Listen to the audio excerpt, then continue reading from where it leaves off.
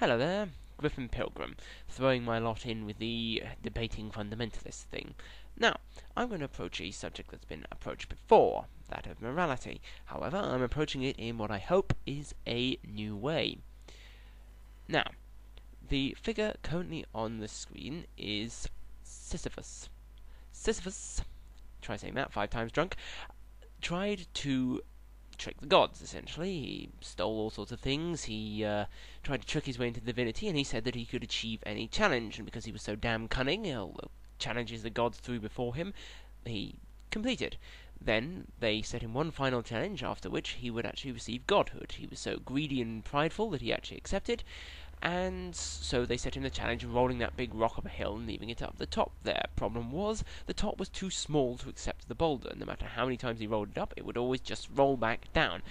Now, there's a general possibility that he could have stopped rolling that rock at any point, but he chose not to because he could never stand the shame of having to turn down a challenge. So, his own pride created the situation that destroyed him. Now, this guy is Orpheus. Orpheus's wife died. He went into the underworld and pulled out various sort of tricks, mostly involving his brilliant music, to get before Hades, god of the underworld, and asked for his wife to come back.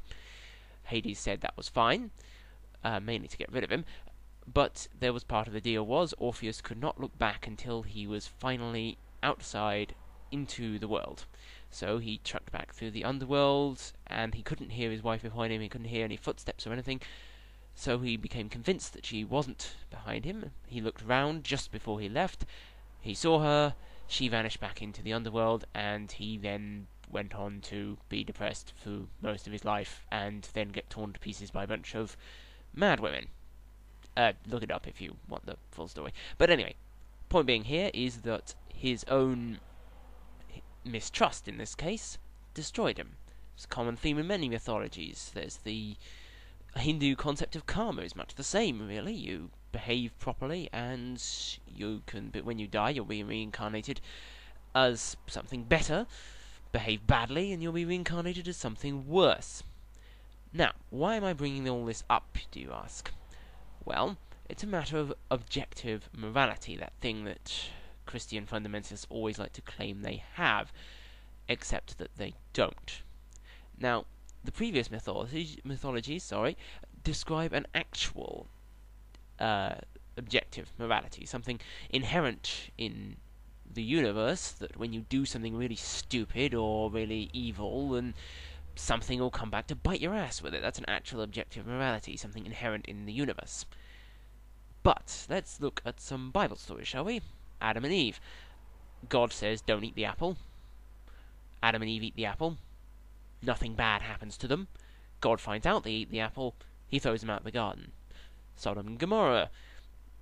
People in Sodom and Gomorrah are doing all sorts of horrible things, and loving every moment of it. And then God finds out, and destroys the city. The difference here is that it's not their own sins, if you will, that's actually destroying them. It's that God's going, I don't like that, and then shows up and hurting them. That's not objective morality. That's not, there's something inherent in the universe that if you do bad things will happen to you. That's God deciding he doesn't like what they're doing and going to beat them up.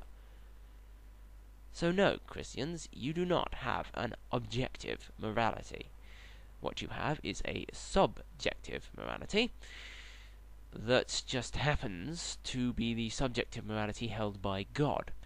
And God is essentially a bully, and so if he sees anyone who doesn't hold his subjective morality, he'll come and beat them up. Just, a different way of thinking about it. Griffin Pilgrim out.